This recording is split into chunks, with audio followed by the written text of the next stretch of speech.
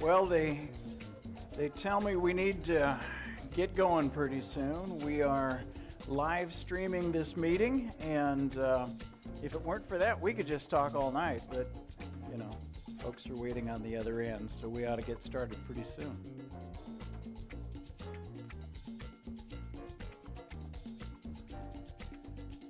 All right. Come on, guys. Find a chair. Come on, Ken. Everybody's standing in the back there. Come on.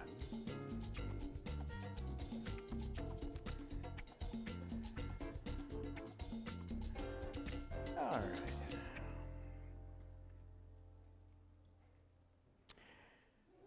So let's see. My name's Dan Bowman. I know most of you. Yeah, have for a while. I'm the president of the bank and of the bank holding company, and I'm going to serve as temporary chairman for this meeting. And I'm not elbowing Bernie out. I'm just temporary chairman for this meeting. And Jeanette Young, our corporate secretary, will serve as temporary secretary for this meeting. And the agenda for tonight, number one, is to re-elect the board of directors, ratify the appointment of the auditors, report on the activities of the bank, conduct any other business that comes before us, and then finally at the end answer some questions. So with that, one more thing.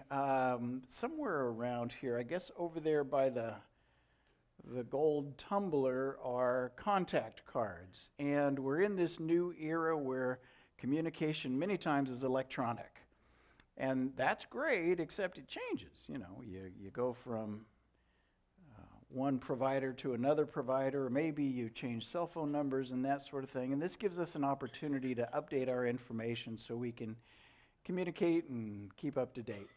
So if you would complete a contact card, that would be helpful for us, and we're going to dig through the contact cards at the end and pull it out, and the winner is going to win a gift basket. Not that gift basket. It's actually even cooler than that. It's a barbecue picnic gift basket. So anyway. Now then, for anybody who is new to our shareholders meeting, let me first start off by saying I'm sorry we couldn't serve dinner. Well, let me rephrase that. Dinner tonight will be meatballs. So eat up. Nah. So, 6 months ago when we were planning for the shareholders meeting, we weren't sure what COVID was going to do and what Los Serranos was going to do and what the county was going to do. And you got to commit to these things. And they want to get paid whether you show up or you don't. And on top of that, we weren't certain how many people would want to come out to a large gathering. And so we thought, well, let's do it here in the bank. We've got the square footage. It's paid for. What the heck? We'll just meet together. Now, unfortunately, it's not large enough to be able to put up the tables to have dinner. Otherwise, we could have done that. And who knows, maybe next year we could do something like that. I don't know. But it is great to see everybody. I apologize we don't have dinner tonight, but maybe next year. But it is so good to be back with everyone. It's been 2 years. You know, we live streamed our shareholders meetings last 2 years, and virtual meetings are just different. They're not nearly as nice as in person. But what I started to say, anybody who is new may not be aware, but at Chino Commercial Bank, we start every board meeting with prayer, and every shareholders meeting with prayer, and most of the staff meetings with prayer. And so Bernie Wolfswinkel, our chairman of the board, is here. And I'm gonna rat Bernie out because I'm so proud of it. On August, Bernie will be 90.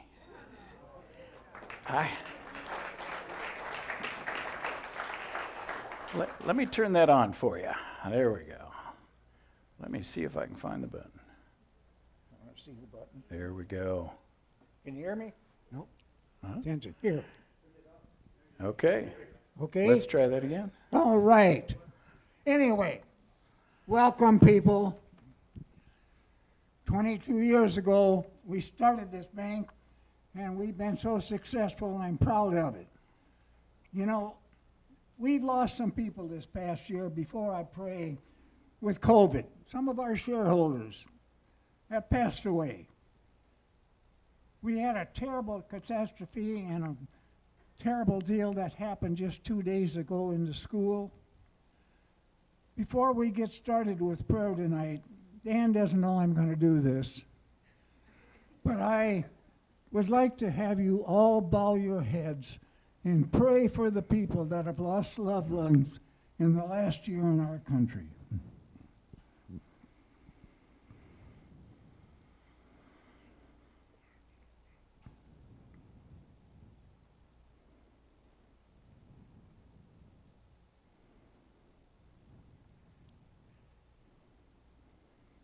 Thank you.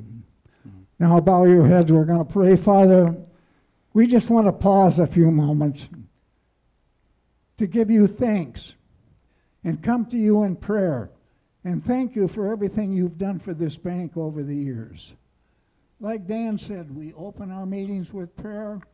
I'm so proud of that. That was one of my requests, and we've continued to do it. Now, as we look over this crowd tonight, we just hope and pray that everything that is said and done will meet with thy accordance and with thy will. We don't want to say anything or do anything that is not meeting with your will. Now, Father, we want to pray for the people that are here tonight. On their way home, we hope they have traveling mercy. I want to pray for the veterans tonight, Father. We're in Memorial Day, Monday. They are doing a good service for our country. In a few moments, we're going to sing "And God Bless America," and we're going to honor our flag. So it's all I have to say this evening, Father. I can go on with prayer and on with prayer, but I've said enough. So we pray this all in Jesus' name. Amen. Thank you. All right. Thank you, Bernie. Yes, sir. So from now on, what we're going to do right now, we're going to honor our flag. It's up here. So if you would stand up and join me in honoring our flag.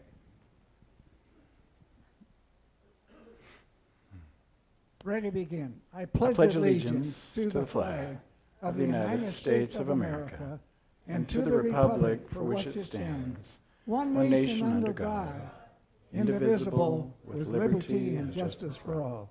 Stay standing. We're going to sing "God Bless America." I'll see if I can buff my way through this one.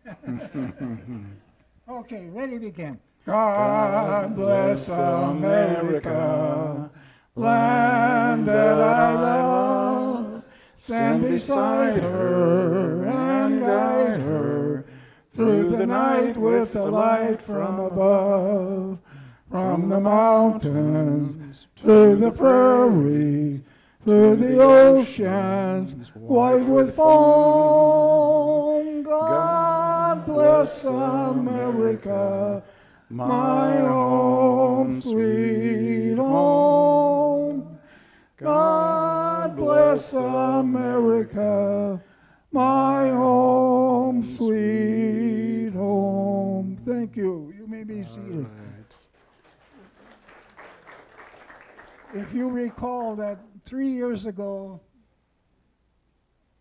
I walked up on the stage and I brought Cain along with me that night.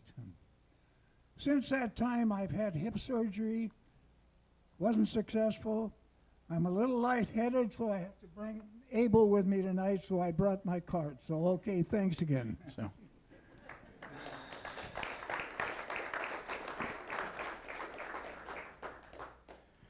So Bernie, you upgraded from Cain to Abel? Yep. Okay.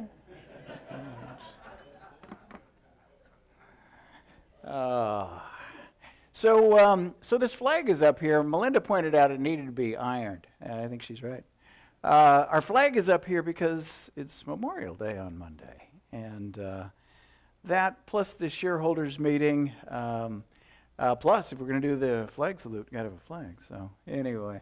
Kind of fun. I like that. We did it last year. We've done it a couple of years. And when we do finally take it down, customers say, "Oh, what happened to the flag?" I like it. So anyway.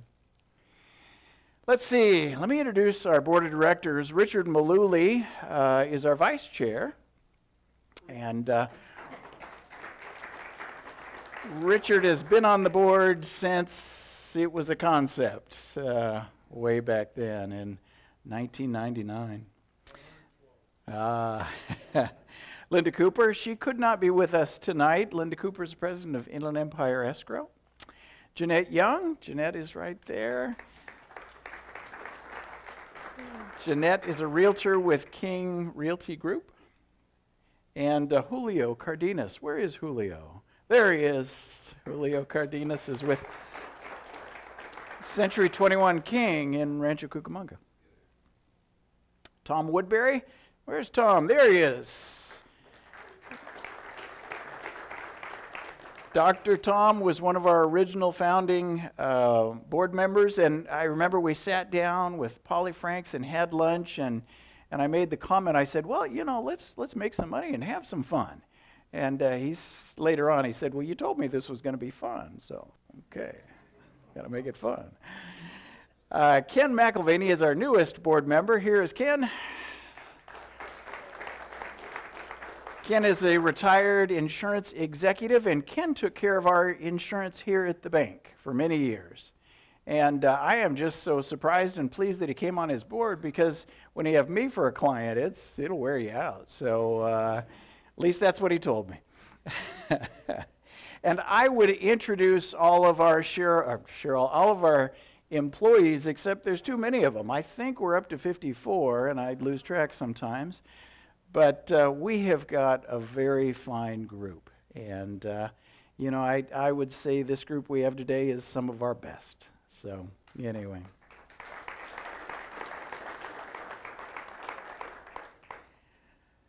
And we have Karen and Karen from Eide Bailey, Karen Perkins and Karen Kabor over here.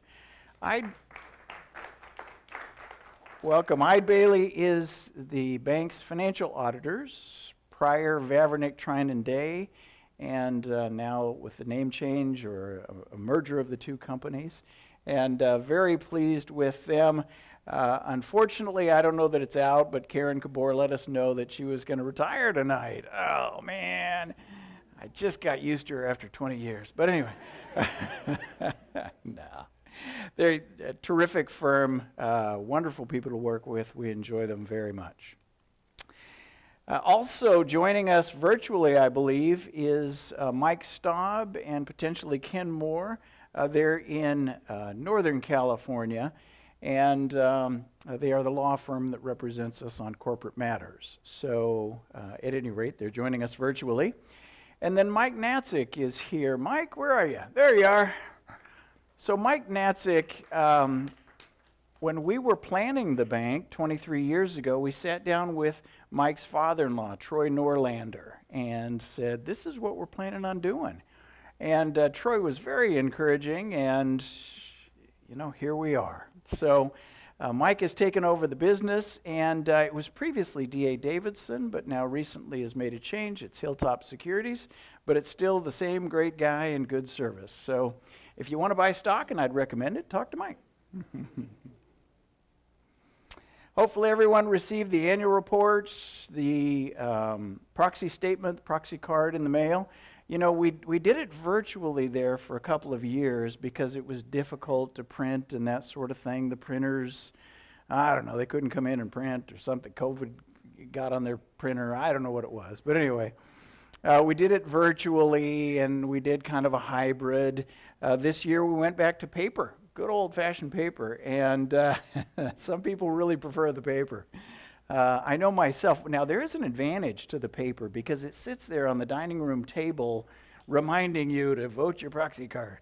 So as opposed to the virtual stuff, I can forget that as soon as it comes. But anyway.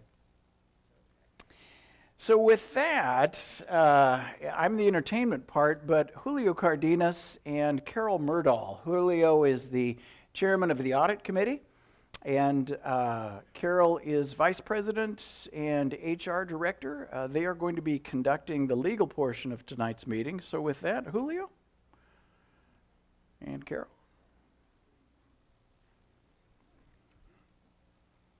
Let's see here. There you go. Good evening, everyone. This meeting is being held pursuant to the call of the Board of Directors and the legal notice of the annual meeting dated April 14th, 2022. May I hear a motion to waive the reading of the legal notice and to attach the secretary's certificate to the minutes of this meeting? I am Roger Caberto, a shareholder of the company, and I move that the reading of the legal notice be waived and that the secretary certificate be annexed to the minutes of this meeting. May I please have a second to that motion?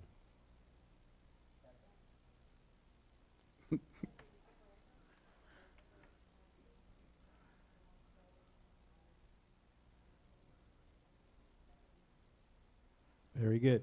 It has been moved and seconded that the reading of the legal notice be waived and that the secretary's certificate be annexed to the minutes of this meeting. All in favor of this motion signify by saying aye. Aye. Aye. All opposed signify by saying nay. The motion is carried. May I hear a motion to waive the reading of the minutes of the last annual shareholders meeting?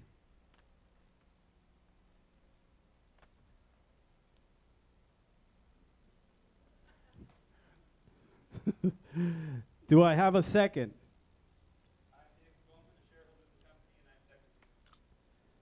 It has been moved and seconded that the reading of the minutes of the last shareholders meeting be waived. All in favor of this motion signify by saying aye. Aye. All opposed signify by saying nay. The motion is carried. As you know, there are two legal actions to be taken at this evening's annual meeting of the shareholders. Number one, the election of the company's board of directors, and two, the ratification of appointment of independent auditors. Since the company has not received any notices of intention to nominate directors pursuant to the company's bylaws, cumulative voting will not be necessary. Therefore, we will dispense with any explanation of cumulative. Did I skip one? The certificate? All right, so pretend you didn't hear any of that last part. It has been, where am I? Certificate? Okay. A certificate of mailing showing that the notice of the annual meeting and proxy statement were properly mailed has been filed and will be annexed to the minutes of this meeting. Move on, Carol. Do I move on, Carol? Okay, perfect. I just had to get the green light. The board has appointed Carol Murdahl to serve as the inspector of election to count the votes, determine the validity of proxies, and decide on all questions and challenges arising in connection with the election. Will the inspector of election now give the quorum report? Of the 2,676,799 shares of the company's common stock outstanding as of March 30, 2022, which was the record date for this meeting, 1,971,448 shares are represented either in person or in proxy. Thank you, Ms. Myrtle. Since 1,338,400 shares are necessary for a quorum and 1,971,448 are represented, a quorum is present. Therefore, this meeting is duly organized and can proceed with conducting business. Now we go on to this. Page 3. As you know, there are two legal actions to be taken at this evening's annual meeting of shareholders. Number one, the election of the company's board of directors, and two, the ratification of appointment of independent auditors. Since the company has not received any notices of intention to nominate directors pursuant to the company's bylaws, cumulative voting will not be necessary. Therefore, we will dispense with any explanation of cumulative. I would like to announce that the following 8 candidates have been nominated for election to the Board of Realtors to serve until the next annual meeting of the shareholders and until their successors are elected and have qualified. Dan H. Bowman, Julio Cardenas, Linda M. Cooper, Richard G. Maluli, Kenneth McIlvaney, Bernard J. Wolfswinkel, Thomas A. Woodbury, Jeanette L. Young. I would like to entertain a motion to elect management's slate of director nominees. Do I have such a motion?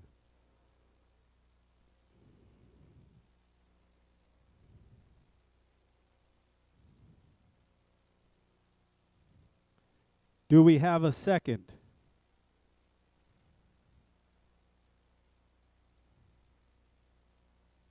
Very good. All in favor of this motion signify by saying aye. All opposed signify by saying nay. The motion has been carried by voice vote.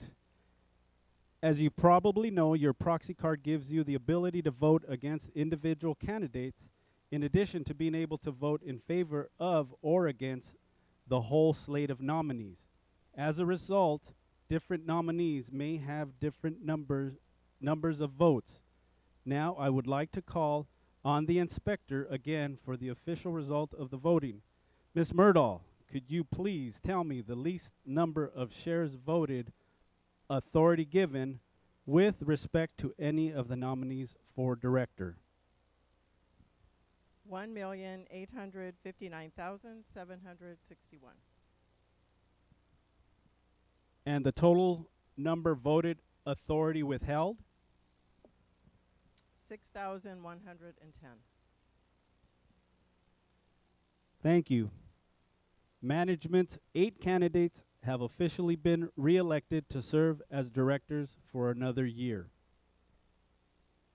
The second item of business is the ratification of appointment of independent auditors.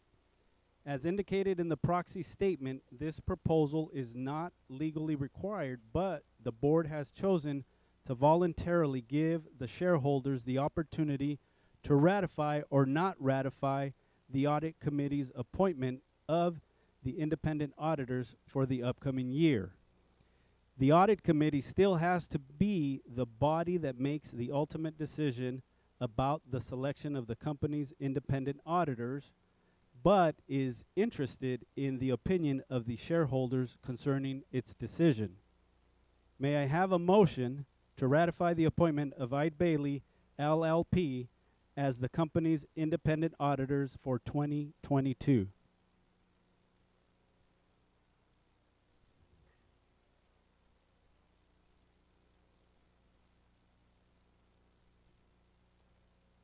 May I please have a second?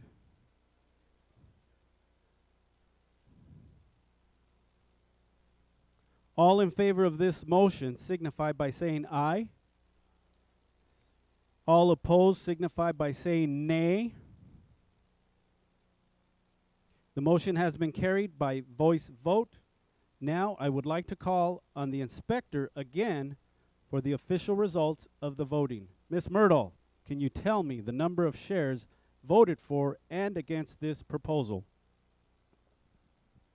There were 1,960,930 for the proposal and 5 against. And the number abstaining? There were 10,513 abstaining. And can you also tell me the percentage of the shares represented and voting that were voted in favor of this proposal? The percentage of shares voting in favor of the proposal was 73.26%. Thank you. This proposal has been approved. Will the inspector of election please file your certificate of voting results when completed with the secretary? That concludes the formal business portion of the meeting. I would now like to call on Dan Bowman for his presentation about our 2021 operations and future plans. Mr. Bowman?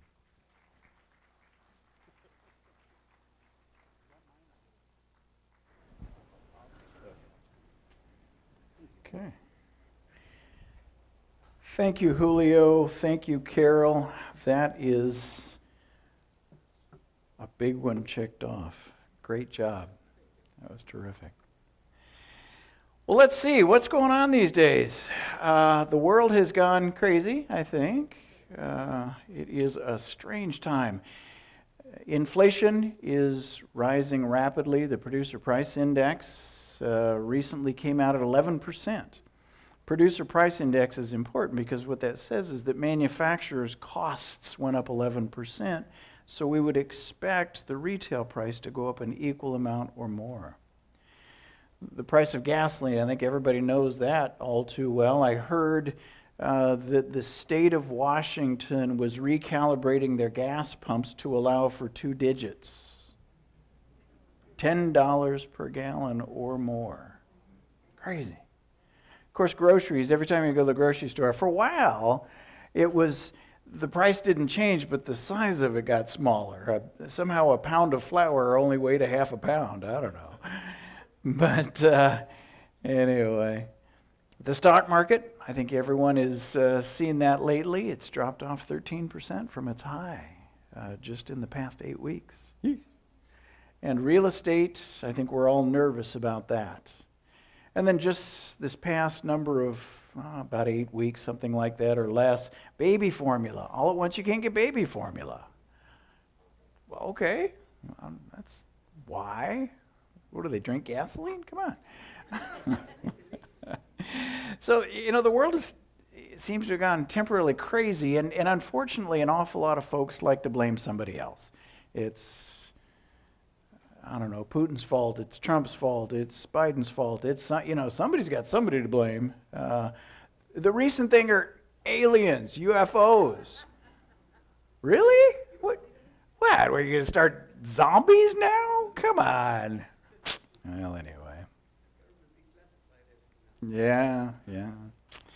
So part of the challenge, and this isn't really an economic element, but I need to mention it because it's important to our stream of news. It's time for somebody to go to bed. And as we see these platforms, and this is just a handful of platforms, I think we all recognize them, but what the platforms have figured out is that if they can heighten users' anxiety, they'll click more. And especially young people, they'll heighten it a lot and they'll become obsessed with this thing. I heard a number not too long ago. Young girls check their phone an average of 66 times a day. Wow, that's a lot. But then, I sort of said, well, how often is that that's only once every 15 minutes. Okay, that's doable. All at once, it doesn't seem that terrible. But the platforms, and we can see this, every time you go onto Fox or CNN or something else, the world is just about to end after the commercial. And unfortunately, it can get you pretty churned up. And people aren't feeling better about themselves and the world and that sort of thing by having a 24/7 feed. The incidence of things like suicide are increasing. And it's not a healthy thing. Roger talks fondly about the good old days of sitting down on the weekend with a cup of coffee and you spread out your newspaper all over the kitchen table and you spend an hour and you go through that or an hour and a half. But then you'd read the headlines, of course, and maybe some people just moved on from the headlines. They'd read the garden section or the local section or the crossword puzzle. I liked there's Ann Landers and Dear Abby and your horoscopes section, and I would go back to the classifieds and, try to find an airplane for sale or something like that. But the newspaper was, there was contact to it. You could touch it, you could feel it. Today, not so much. It's different. And I don't do it for an hour on a Saturday. We do it too frequently. and it's too potent. How many people know who this guy is? Walter Cronkite, and that's the way it was. Walter Cronkite would come on like I don't know, 5 to 6 was it, or 6 to 7, or maybe eventually it was both. And some folks in the audience would know this. If I do it with my staff, they're like, who? Walter who? You know you're getting old. I have got staff members that are younger than cars. I still drive. And I did not long ago. I said Walter Cronkite, and they're like, who's Walter Cronkite? Anyway, but the thing about Walter Cronkite is it was contained. You know, you'd watch it for an hour, and he would summarize it, and he didn't try to, make you so anxious you're going to jump off the roof. In 2007, which seems like about a week ago, Apple Computer introduced the iPhone. That's the one I've got there, the iPhone 1. Trisha's got the 17 or 18 or 19. I don't know which one they're on now. But and the thing about the iPhone, there were lots of cell phones out. That wasn't new. But this allowed access to the internet 24/7 all the time with you. Now that was cool. And it's proliferated. Not only does everybody have a phone, I know of more than one or two people that have more than one phone. They've got a work phone and a personal phone. Wow, I've got employees that we give a work phone and then they have a personal phone. There's a lot of phones out there. And some of these platforms have started something new, deplatforming. You think, wait, how in the world does a company kick its customers out? That's nuts. Why would you do that? Deplatform somebody. Well, the answer is you're not their customer. It's counterintuitive. If it's the newspaper I'm dealing with, I am the customer because I bought it. I got it from a rack, or they delivered it at my house. I paid somebody for this, and I got it. The thing is, if I'm talking about Twitter or Google or Pinterest or somebody else, I didn't pay anybody. I'm not the customer. The advertiser is the customer. And so their alliances, their allegiance will be different. I'm a metric, that's all. I'm a click. It's kind of like saying, well, this billboard is next to a freeway and 1 million people go by on every day. Does that mean those 1 million people are your customers? No. That's just the rational support to be able to rent that sign for a lot of money.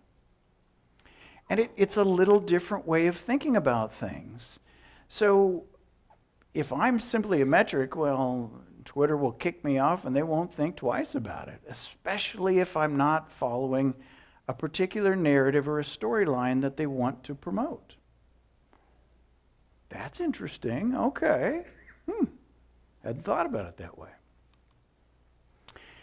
So in this digital age, and modernly it seems to be more pronounced, there are some unique things. Content algorithm, bots, content generators. So, okay, what's a content algorithm? I don't know what that is. Well, it sounds really good on the surface. A content algorithm says Dan likes to look at a particular thing, woodworking videos, and so it'll promote woodworking videos. That sounds like a good thing, right? Except what do we do when that content algorithm starts promoting content? And you see it. I mean, it recommends things for me I would never watch in 100 years. Where did that come from? But I just, kind of move on, that sort of thing. So content algorithm can start promoting things. It can also start reducing things. Again, a narrative that is not popular with whoever publishes this stuff. Okay, so now it's controlling what I can't see. Oh, that's different. So it promotes something that somebody wants me to see, and it doesn't show me something they don't want me to see. The other thing are bots. What's a bot? What's his name in Tesla? Elon Musk. He made bots kind of famous in the last few weeks because he put his purchase of Twitter which was an exorbitant. He paid almost twice the trading price for this company. Put it on hold because he's saying, you've stated in SEC filing, bots only represent 5% of the users. Show me how you did that. And they're saying, you can't possibly do that. You can't prove this number. To which he says, well, where'd 5 come from then? It's interesting. There's an IT security company called Barracuda that in 2021 did a study and produced a white paper that concluded as much as 67% of all internet traffic is bots. 2/3. That's a lot. So what is a bot? Well, a bot is simply a program that's running at 1,000 different computers out there that is very good at doing automated things that humans don't want to do that many times and does them really fast. So I could produce something, I could send it to a bot, the bot could retweet it to another bot and another bot and another bot, and next thing you know, my data shows that that cat video of mine was retweeted 12 million times. It's trending now. It's out there, and they're showing it to Roger saying, this is a trending video, Dan's cat, whatever. But in fact, it's not. It's just Dan and a cat and 12 million bots. Okay, so wait a minute, we're controlling the message, we're controlling the content, we're distorting it through bots, we're making things look bigger than they really are. There was one estimate that recently said Joe Biden is on Twitter, he's got 4.25 million followers. And somebody was making an estimate, they said over half of that are bots. Okay. I think that's a low estimate, but anyway, that's me. And the third thing are content generators. We've got programs now that can produce content. It can write stories. It can produce cat videos. It repackages them, it doesn't produce cats. But it can produce content. It can write stories. It can write a story, send it to a bot, and retweet it 12 million times. So we've got a machine here that's able to make things look much, much, much bigger than they are. And we have to ask ourselves again, who is the customer? It's not me, I'm not paying anybody. Who is paying whom? Yeah. Well, it's somebody. So let me switch to economics. This one now, everybody, I know you guys are, you love the concept of supply and demand. Now, most of us had some sort of an economics class, and they talked about the supply curve or supply and demand and the back and forth supply and demand. We kind of acted like, yeah, sure, I know what that means. Maybe we didn't entirely, but just real simply, supply is the company or the organization, the people that either make things or import things or grow things. They produce stuff. Wheat, corn, Bitcoin, I don't know, something. And then, of course, demand is the guy that wants it, that's willing to trade for it. He wants wheat or corn or Bitcoin or something else. And the price is a signal. Keep in mind, there's nothing that has an intrinsic value, right? Even if you think of gold, well, gold has got intrinsic value. It really doesn't. Gold has relative value. Think about it. If you were on a desert island and you had a gold ingot, 27 pounds, $860,000 worth at the current rate, I'd rather have a coconut. You know, you're going to starve to death with your 27-pound gold ingot. And worse yet, if you were swimming off of that island with a 27-pound gold ingot, that's worth nothing to you. You're going to shed that thing, otherwise you're going to drown. So everything has relative value, not absolute value. And so a guy makes something, another guy wants to buy that thing from him, and it's a price, right? And it's only a signal, and that price goes up, price goes down based upon those. Now, back when Ronald Reagan was president, he introduced or advocated, so politicians are always trying to push some button, and he said, well, let's reduce the amount of regulation on businesses, let's improve the business environment, let's kind of grease the wheels of business. And so he put his emphasis on the supply side, right? The current administration is putting their emphasis on the demand side by giving money to people, right? So if I had a lot more money, I could pay for more things or I could buy more of them. So political interests are either putting emphasis on supply or emphasis on demand. So think of it this way. Let's just say hypothetically our total economy is 10 people. And I realize it's not 10, but 10 people. And let's say you've got a baker, and that baker bakes 10 loaves a day, period. That's all. No more, no less. Every day we all get one loaf of bread, and it costs us $1. Fine. I'll give you $1, give me a loaf of bread, see you tomorrow. And it's stable, it's reoccurring, it's everything else. Let's say hypothetically we disrupt the supply. The oven breaks at the bakery, and the baker can only bake 5 loaves now. 5 of us aren't going to get any bread. What do you think is going to happen to the price of bread? It's going to go up, right? There's not enough bread to go around, so somebody is going to want it more than the guy next to him, and he's willing to pay up to get it. Alternatively, a supply-side economics says, let's really stimulate bread production. So instead of baking 10 loaves a day, she bakes 20 loaves a day. What's going to happen to the price of bread? It's going to go down. There's bread everywhere. We're swimming in bread. And so, and the same thing happens on the demand side. The classic example is if you had a helicopter and you could drop money in everybody's pocket overnight, what would happen? Well, they would have twice the amount of money, and they would simply recalibrate. The price of those loaves would go from $10 a loaf, or rather $1 a loaf, to $2 a loaf, because I got twice as much money, and the guy next to me has twice, and everybody has twice as much. So it's this supply and demand back and forth. And right now, the thinking of this administration is stimulate demand, right? Without emphasizing supply, and in fact, in many cases, frustrating supply. So what this chart is looking at, and by the way, this is from the Federal Reserve economic data published by the St. Louis Federal Reserve, and this is looking at buying power of a consumer dollar. And the reference is in 1984, this bundle of products was valued at 100, right?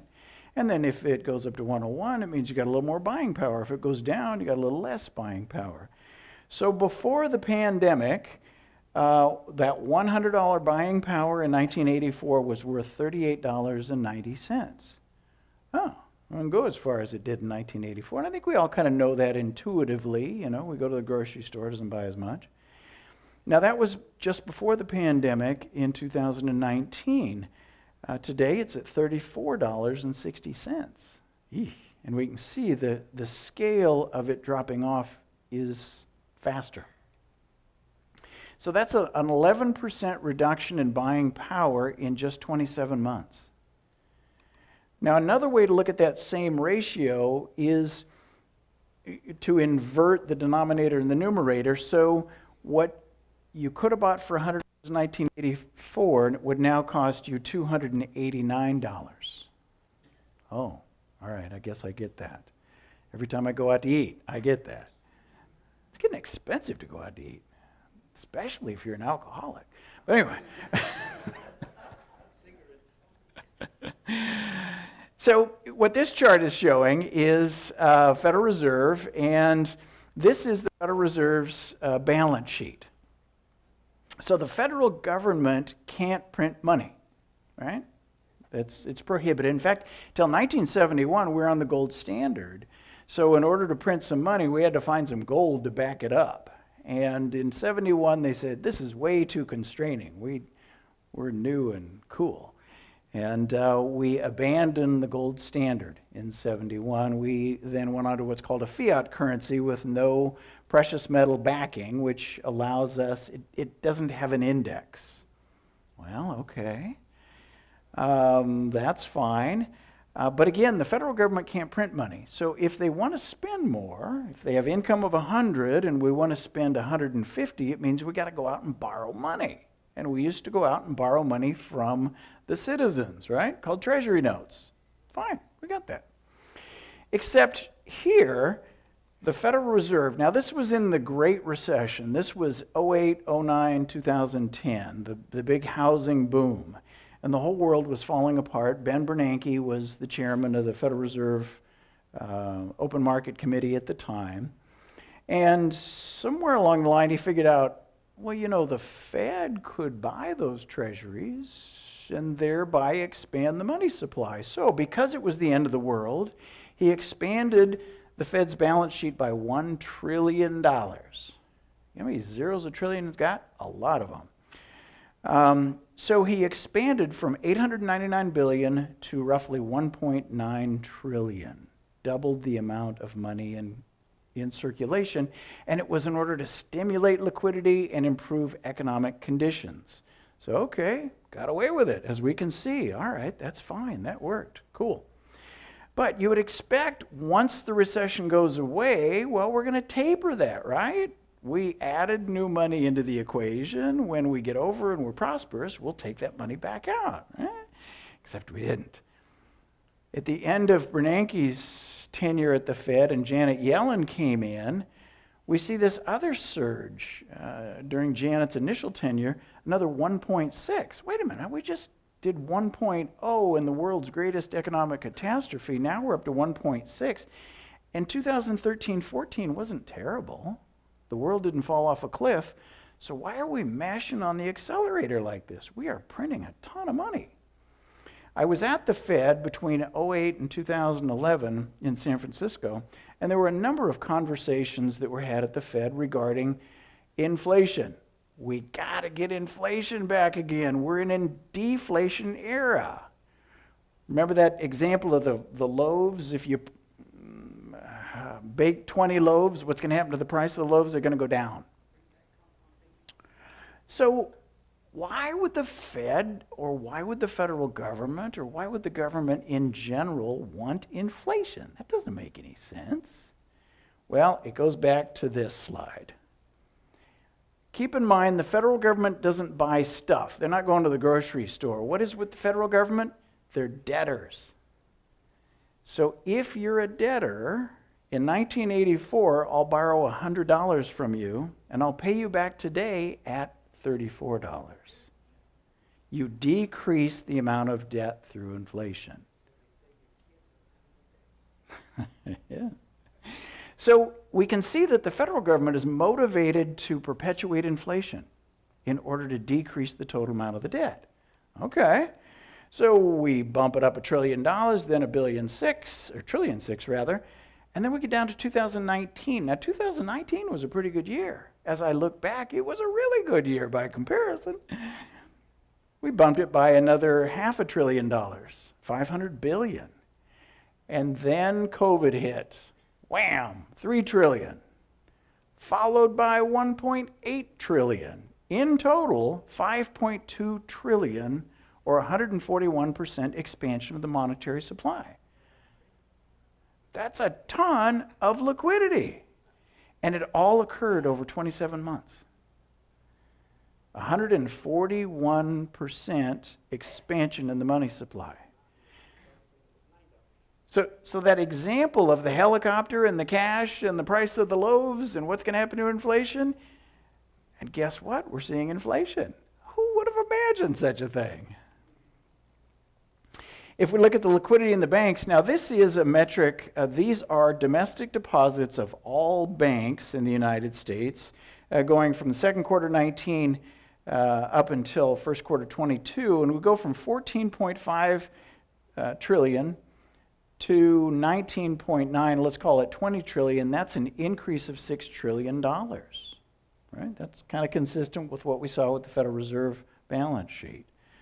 Significant increase. In this particular case, it's a 42% increase in the total number of deposits. And in fact, at our bank, that was the total increase in deposits that we realized in 2020, 42%.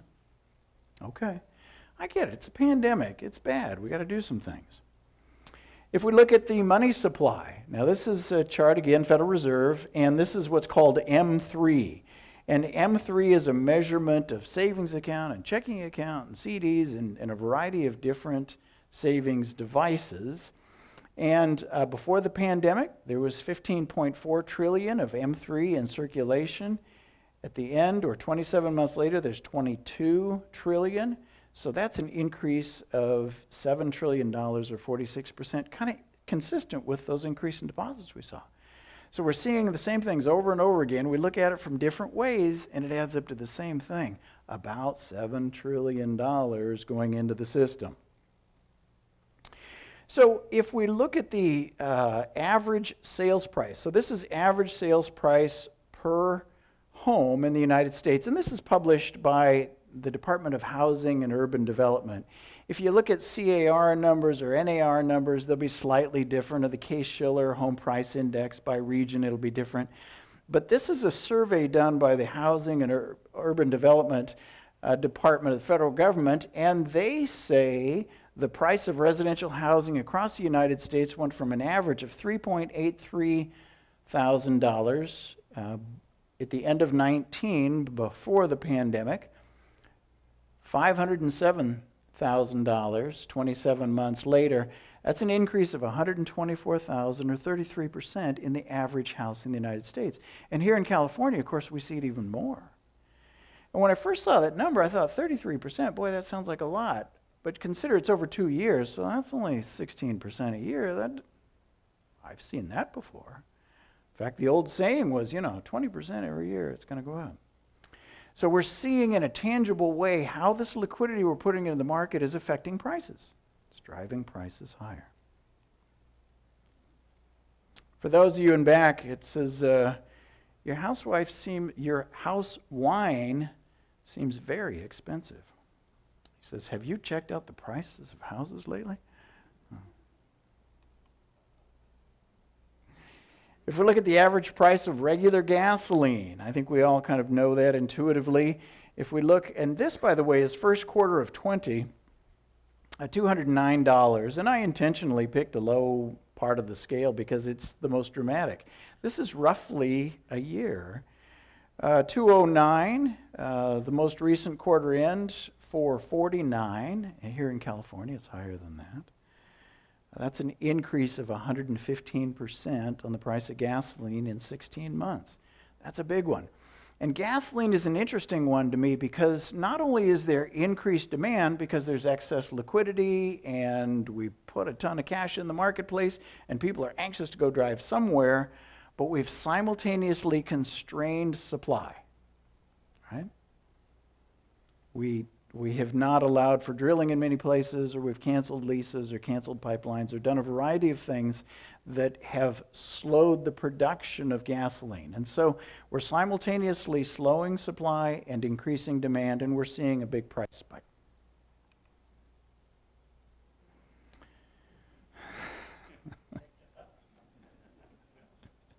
Yeah, the gas, the sign there, the gas price, if you have to ask. PCE, so that is personal consumption expenditures, and this is looking at both hospitality and food, so restaurants and hotels. And this is another one that looks at it on a baseline. 2012 was 100, and so before the recession it was 119, so it increased 19% between 2012 and 2019. But in the most recent period it's 131.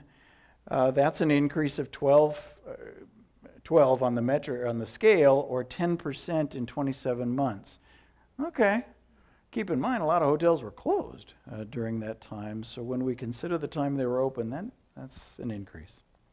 And this one is one that jumps right out. Dow Jones Industrial Average over time. We can see that before the pandemic, the Dow maxed out at 28,000, and then topped out here about 8 weeks ago at 36,800. That's an increase of 8,000 or 29% from the beginning of the pandemic until today. And again, it's the same dynamics, the same thing is happening. So the question is, what next? What do we do from here? What's going on? Well, one of the things that we look at closely here is the 10-year Treasury. And the 10-year Treasury is a good metric of a number of things because we look at the yield curve. So the yield curve is what we bankers, how we make our living. We take in deposits on the short end of the curve and not so much, and we lend it out on the longer end of the curve, and we hope to pay the rent in between. So we look at the 10-year Treasury, and if we look just after the recession, I think this is first quarter 2020, it was 0.56%, right? Or less, roughly half of 1%. That's for a 10-year Treasury commitment. That's a pretty low rate. By comparison, today, actually a few days ago, 3.12%. That's a big increase. That's 2.56% added on to it. Or if I divide the one by the other, that's a 458% increase. That's huge. You might say, well, who cares, Dan? That's a 10-year Treasury. I'm not buying Treasuries. Where this is important is it affects the pricing of mortgages. So this, again, Federal Reserve, it's looking at the average 30-year fixed-rate conforming mortgage, residential, which went during that same time frame from 2.66% to 5.30%, and that is a 100% increase in the cost of residential mortgage interest. 100% in 15 months. That's huge. And when we consider the amount of debt out there and the cost of housing, we just looked at housing, etc., when you raise that interest rate that much, most people don't buy a house based upon a $500,000 or $550,000 or $511,000. They really wouldn't know it if they looked at it. They buy a house based upon $2,600 a month or $3,400 a month or $1,800 a month. It's how much down and how much per month. That's the way we buy houses these days. And so by mortgage rates increasing, that same house, the price on that house went up a significant amount depending on how much you're putting down. And the problem is it's coming simultaneous with price of gas going up. And the price of groceries going up, the price of everything else going up. And maybe I'm going to get a raise from work, but is it going to be enough to keep pace with this? And this is going up every month, and I'm not going to get a raise every month. If you work at Chino Commercial, never. But anyway. So, mortgage interest is huge. And it's so impactful for a number of reasons. Obviously, if the price per month goes from $2,600 to $3,500, okay, if I had extra money, I could make up that difference. If I don't have extra money, it means I can't buy a $600,000 house. I got to buy a $400,000 house or a $300,000 or a something else. I've got to scale that loan amount down until I get that payment again. Remember? I don't care much about $300 or $400 or $500. What I care about is $2,600 a month. That's all I got. So, all right, we start to scale that down. And this chart, by the way, this is Federal Reserve again. This is the Fed funds rate. Now, the Fed funds rate is the overnight rate. That's what the Fed controls. That's called the short end of the curve. And as we can see, this one is really interesting. That big peak there, that was 1982. In 1982, back when Roger and I were young and impressionable young lenders, the Fed funds rate hit 22%. Wow. Prime rate was 25%. It's 300 basis over the Fed funds rate. 25%.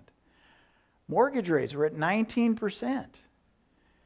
I remember in 1983, I was in a night school class somewhere at Cal State. And, you know, night school, about 8 o'clock, they give you a break so you can go get some coffee and hopefully make it till 9 o'clock.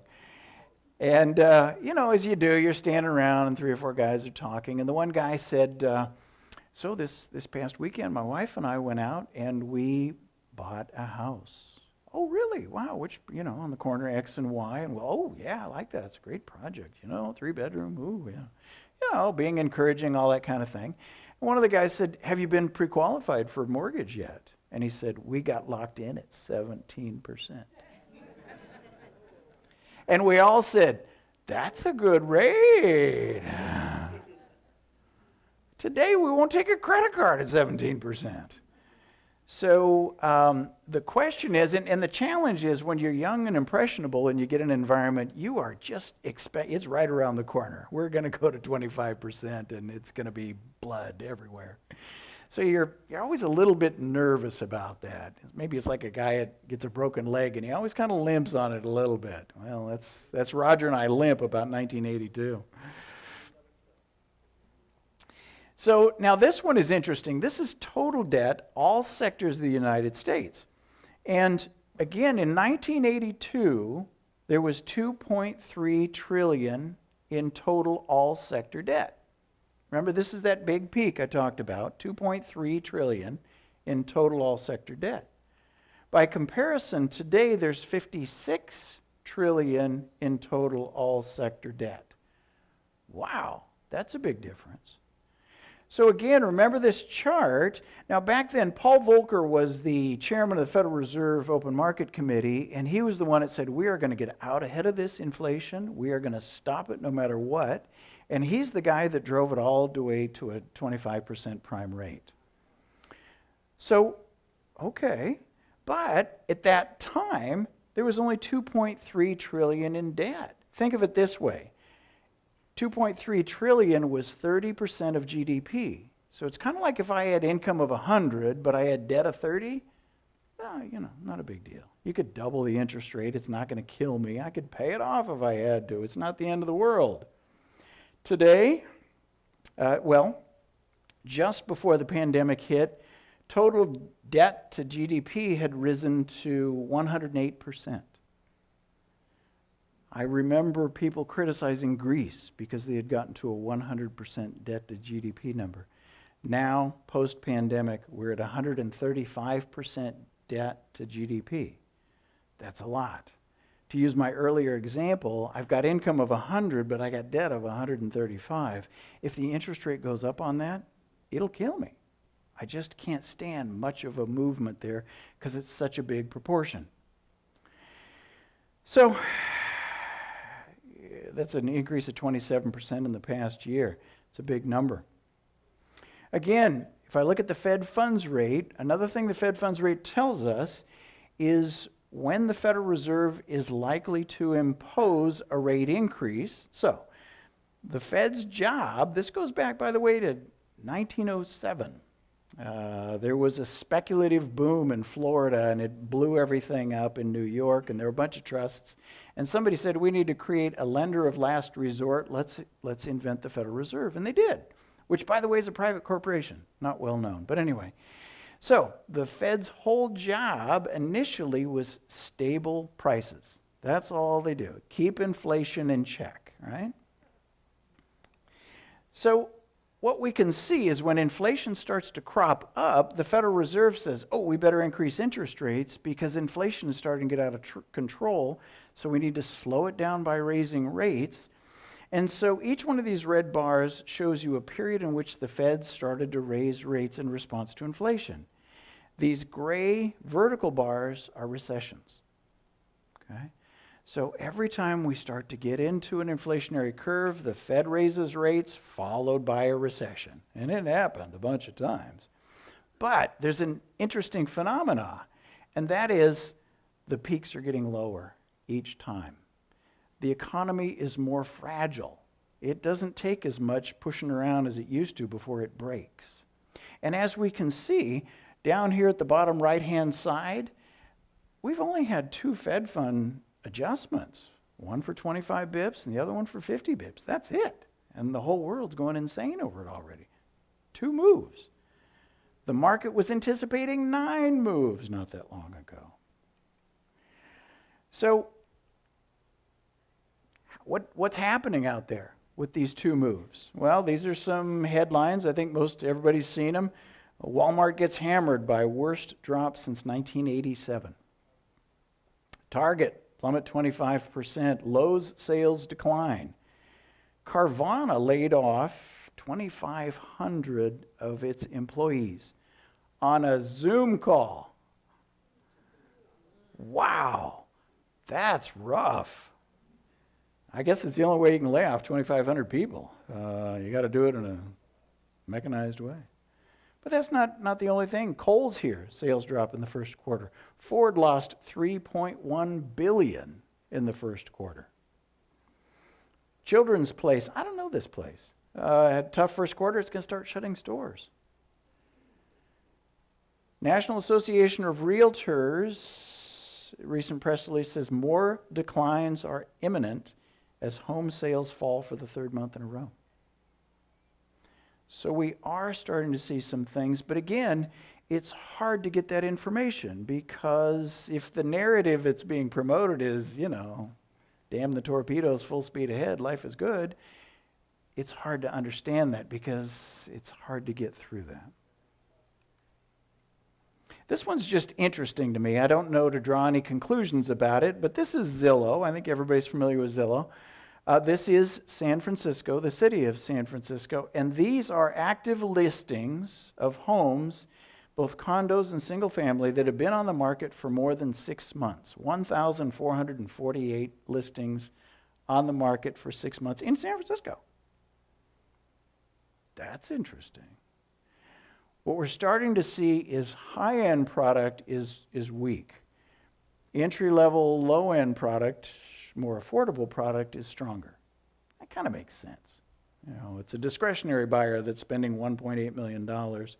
It's a small family getting started that buys one for $400 or something. So sometimes that's what you feel like.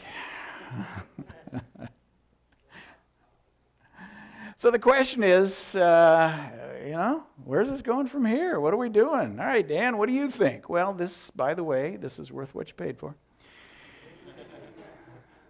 So I'm anticipating the Federal Reserve will continue to raise rates 1 or 2 more times. They're already signaling to the market as recently as Tuesday, we may not crank it up as quick as we thought we were going to. So they will continue into the third or potentially fourth quarter. Now, recessions are called by the National Bureau of Economic Research, and it's 2 consecutive quarters of back-to-back reductions in GDP. All right. So think of it this way. A recovery is when I'm mashing on the gas pedal, and a recession is when I take my foot off the gas pedal and the car starts to slow down. It doesn't mean the world's ending. It just means I took my foot off the gas, right? We're still going forward. But it's not reasonable to think it's going to be an increase on top of an increase on top of an increase. You got to have an adjustment period. Unemployment rate will begin to increase, and my conclusion on the unemployment rate is twofold. Number one, it's about as low as you could possibly get, 3.5%.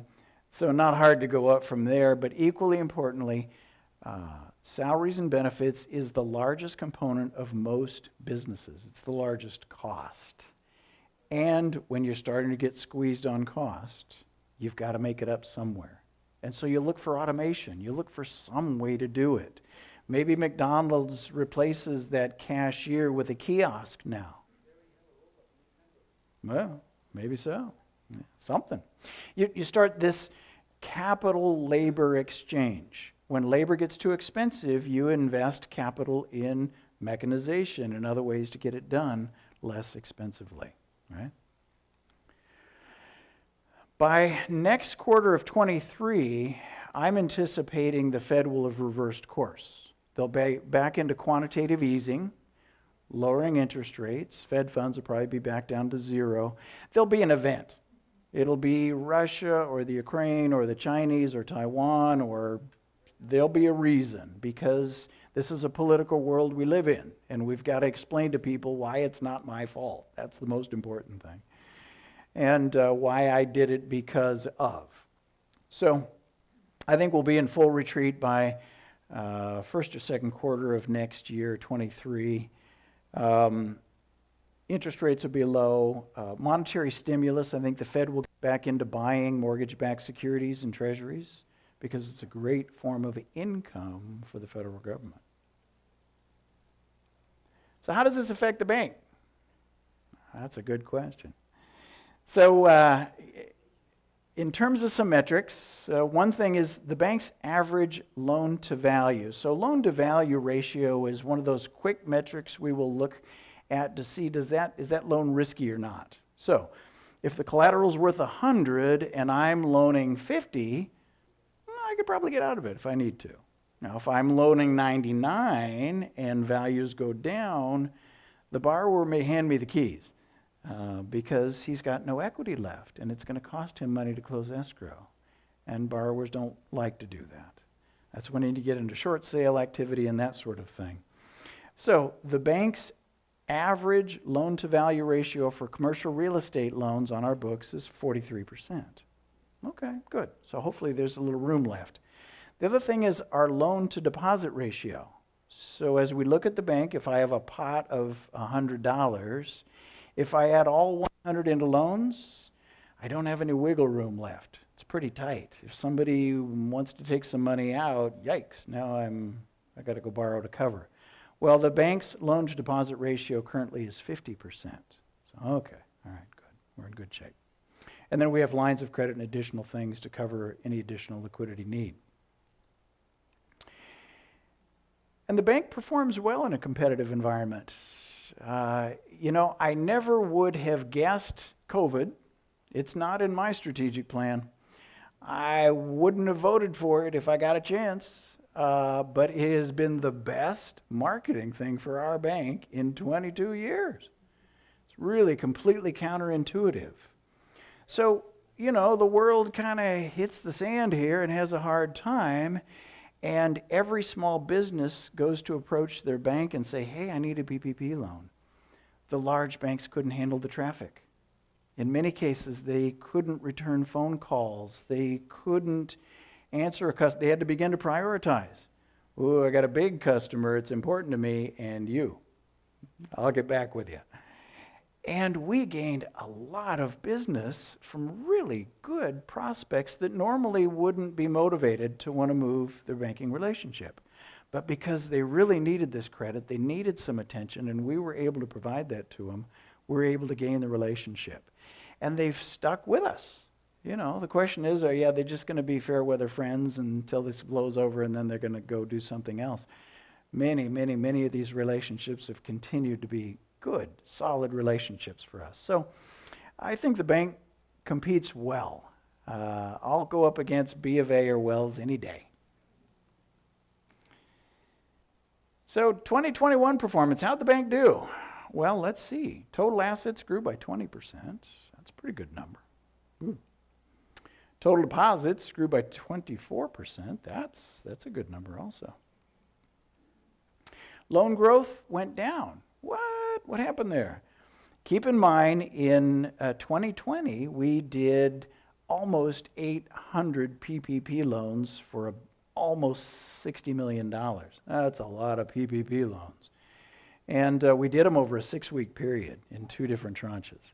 Yeah, it really went fast. And people were working from home, and COVID was going on, and it was crazy.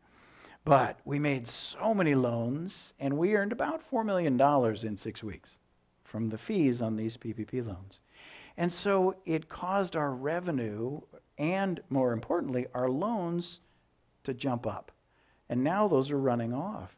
At fiscal year end, at this last fiscal year end, we had $23 million in PPP loans. Today, I think we've got 7.5, something like that. We're down to not very many left. Asset quality. So at the end of the year, credit losses were a minus 64,000. So when you have a minus credit loss, it means you collected money that had previously been charged off. So not only did we not have credit losses for the year, we had a net recovery. Loan delinquency at year end was 0. Nobody was past due more than 30 days. Good. Non-accrual loans, we had 1 loan for $95,000. It was on non-accrual. And the reason it's on non-accrual is because we previously had started foreclosure. The customer, however, is currently making every payment on time, but it continues to be classified as non-accrual. We had no bank-owned real estate or OREO. And the allocation for loan loss reserve, or the ALLL, was $3.9 million, or 2.21%. So what that means is this is money set aside in your balance sheet to cover possible loan losses. Now, the important thing is not the number, the 3.9. The important thing is the ratio, 2.21. our bank has never, in the history of the bank, had a loss more than 99 basis points. So even in the worst recession, we were less than 1%. So we feel that we're more than adequately protected against losses as we go into these tough times. Total revenue was up 10% over the previous year. Interest expense was down 27%. Remember that zero Fed funds rate? Non-interest expenses, that's rent, lights, all of that stuff, was up about 9% year over year. And non-interest expenses, again, rent, lights, etc., as a percentage of your total assets went down from 2% to 1.8%. And we saw the number actually went up, but the total assets went up more. And so that's why it went down. In terms of net earnings, consolidated net after-tax profit increased 20%, going to $3,130,000. And if we look at net earnings per share, also 20%, about $1.17 per share. Look at the first quarter in comparison, and this is looking at first quarters. So the bar on the far right-hand side is the first quarter of this year, the one it just passed, in comparison with the first quarter of last year. So these are first quarters, and it's up 22% on total assets. Quarterly deposits are up, 28%? If I weren't so vain, I'd see. There we go. Yeah, 28%. Total loans down 14%, and again, that's the PPP runoff that we had talked about. Revenue, now this is an interesting one. It shows revenue is down 3%. So remember, first quarter 2021 is when we had the second draw PPP. I had all that PPP income.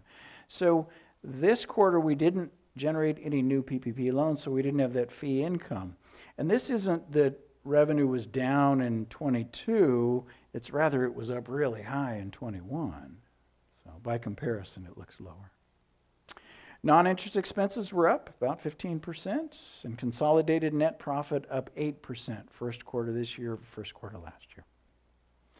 So we look at the bank stock price and trading.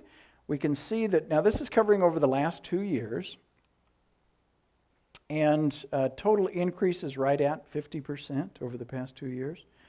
Pretty good. I'm not unhappy about that at all. Now this chart compares the bank's stock with the Dow Jones Industrial Average, and we can see the Dow is up about, is it 25% at this point, so the bank stock performed better than the Dow Jones Industrial Average. This is our bank stock in comparison with the S&P. It's up about 30%, so the bank performed better. If we look at the NASDAQ, we performed quite a bit better than the NASDAQ. The Russell 2000, again, these are smaller companies, so the bank's stock performed better than the Russell 2000 index. And this one's kind of fun. I thought, well, how did we do in comparison with gold and silver? You know, everybody's really charged up about gold and silver. Well, you're better off owning our stock than owning gold and silver, apparently. And this one, this looks like an EKG on an elephant or something, but so this is looking at CCBC, our bank stock, in comparison with Bank of America, Wells Fargo, JP Morgan, and Citibank. And it's interesting because we beat all of these other companies, which are pretty big banks, with the exception of Wells Fargo. And as we saw, Wells is more volatile. They were the lowest at one point and the highest at another point, and they were higher in the end result over 2 years than we were by a little bit. But all the others, B of A, B of A, Chase, and Citi, we beat those.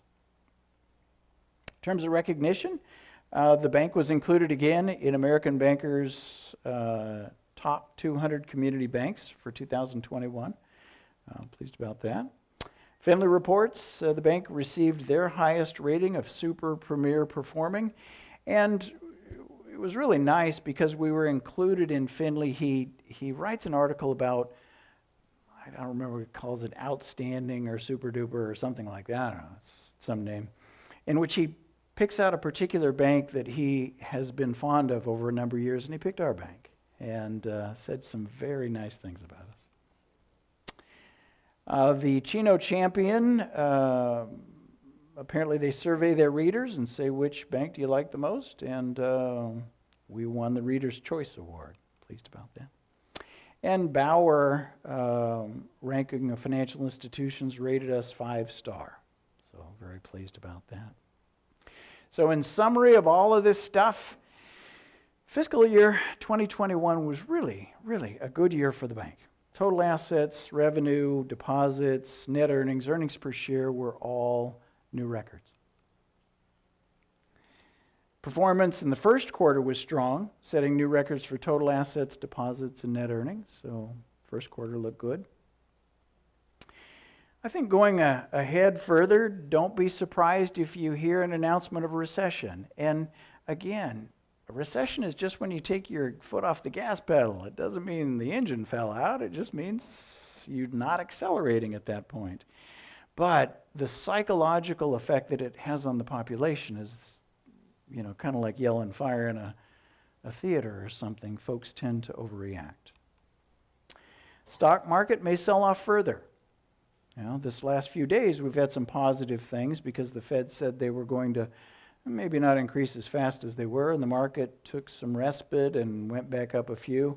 I don't think we're out of the woods yet. Housing prices may flatten, and in some areas it may decline. Right? Fortunately for us in the Inland Empire, we tend to be a more affordable community than, say, Orange County or Los Angeles or some others. So we may do better by comparison, but on the higher end product, it may soften. And Julio would know more about that than I would.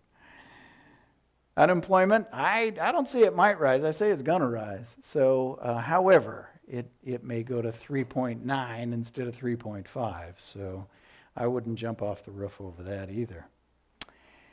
Inflation is likely to increase with a long-term duration. And again, that's just because the amount of liquidity in the marketplace needs to settle down.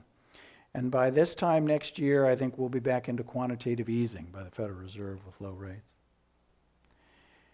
I think the key takeaway here would be the market always overreacts. It overreacts on the optimistic side. Remember, Alan Greenspan talked about irrational exuberance. Well, there you go. The market always overreacts. Going forward, I saw people in this last great recession of 08, 09, 010, whatever, that made a truckload of money because they were buying reasonable properties at a discount price because everybody was panicking. Anybody ever see the movie It's a Wonderful Life? Jimmy Stewart is there, and he says, "Why is Potter buying? Because we're panicking, that's why." Well, anyway, I think this is the same thing. So the key is look at the fundamentals, whether it's stock, whether it's real estate, whether it's whatever's good quality, and buy on the dips. And typically speaking, don't sell on losses.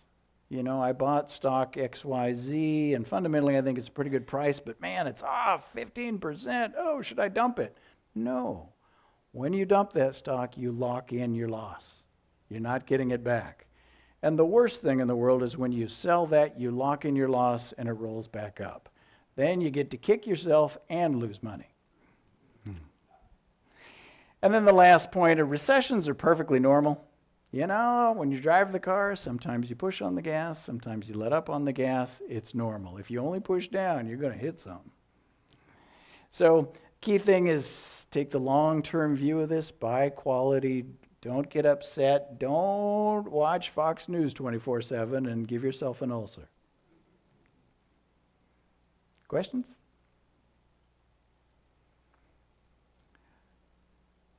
Not everybody at once.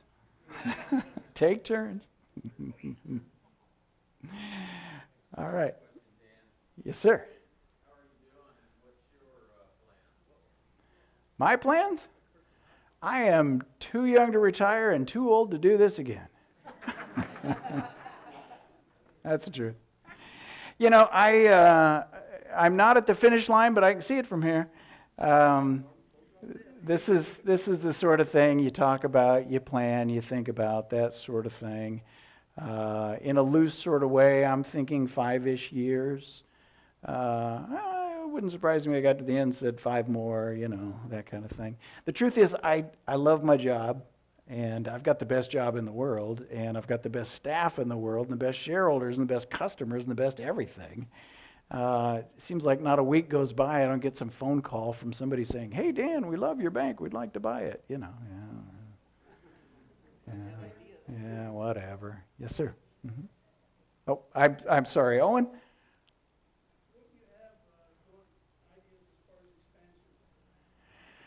Good question.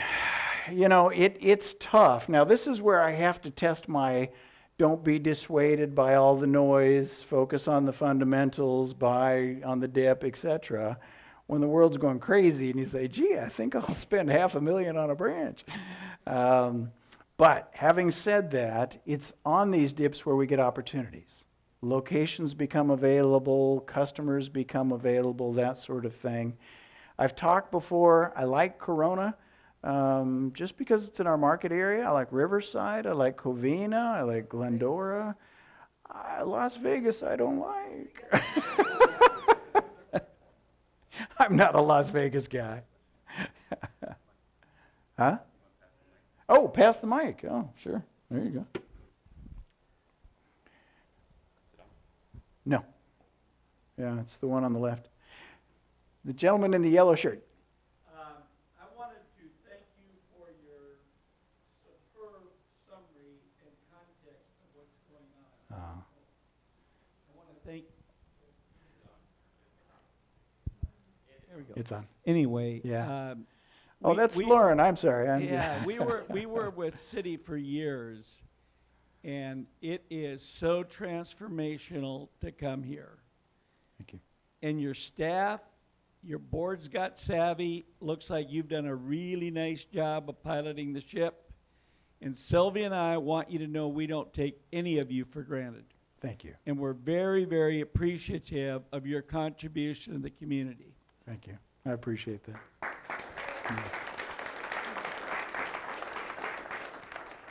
That's my dad.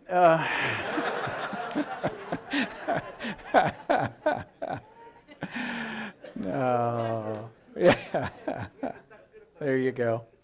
And for any of you who call and say, "Oh man, my password's broken," and Joey gets on the phone and talks to you, that's Joey behind the counter there. So. Yay, Joey. Yeah, it's really fun.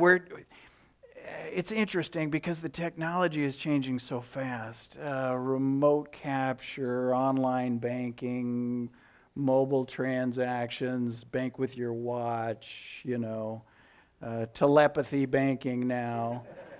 Yeah. Lauren, he's retired. He's rich. Yeah. No. Well, yes, I agree. At any rate, so we've got, we're constantly changing all the time because that newest whiz-bang product 3 years ago today is probably outdated. We are continually trying to stay 1 or 2 steps ahead of the bad guys. And so things like encryption and tokenization and all that sort of thing, we're constantly having to put these things together. Online account opening, in-person account opening, that sort of thing. Loan documents via the internet or DocuSign, that sort of thing.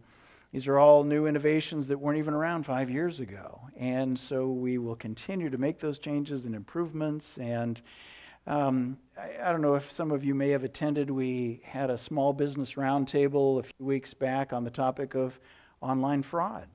And it was very well received. It was very interesting. And everybody had a story. Boy, you talk about ransomware, and everybody's got a horror story.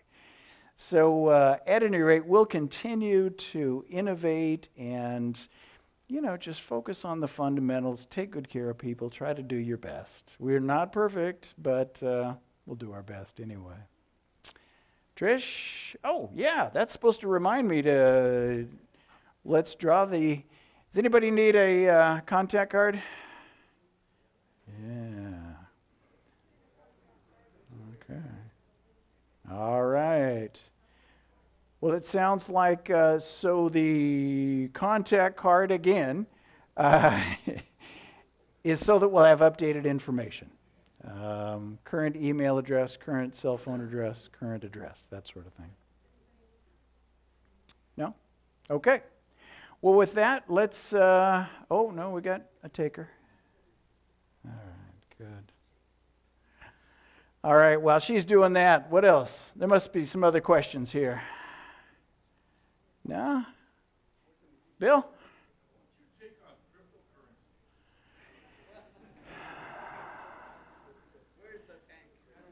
My honest opinion of cryptocurrency is it's a Ponzi scheme.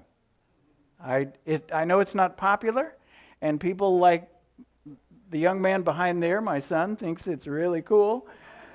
I guess he changed his mind.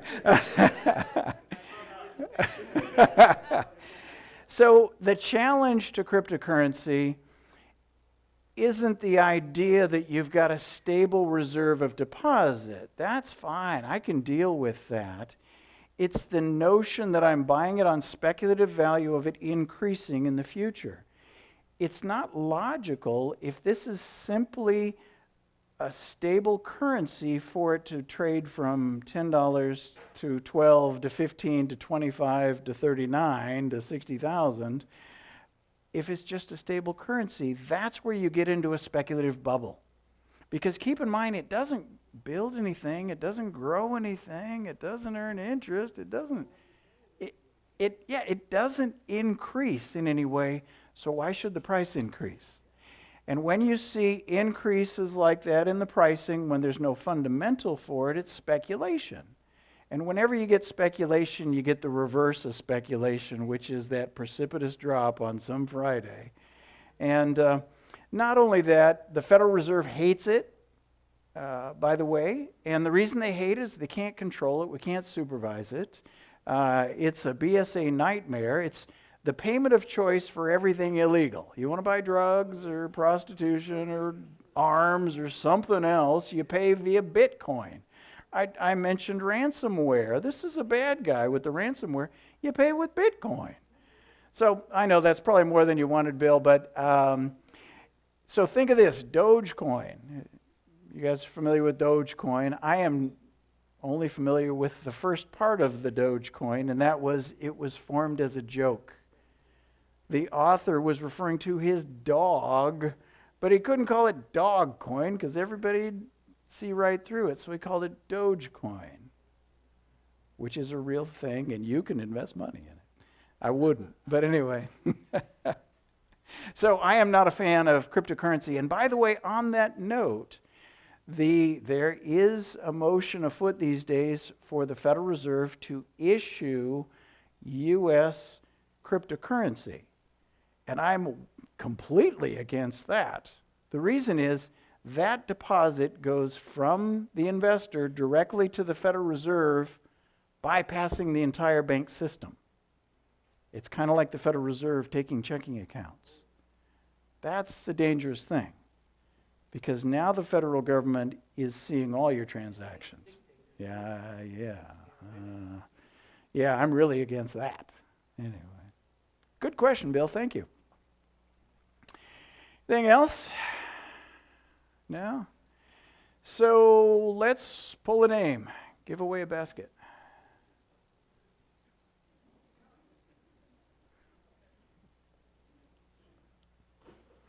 So by the way, guys, what do you think about this meeting here? I mentioned we met at Los Serranos. This is the first time we've done it here. Thumb up. Go back to Los Serranos. Serve dinner.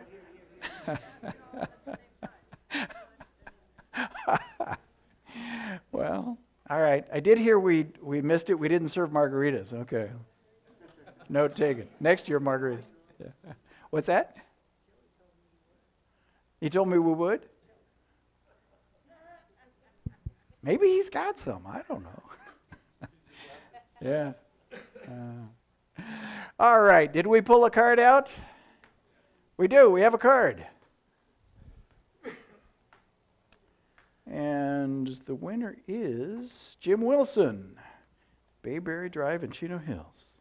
All right, fantastic. You won the basket. Congratulations.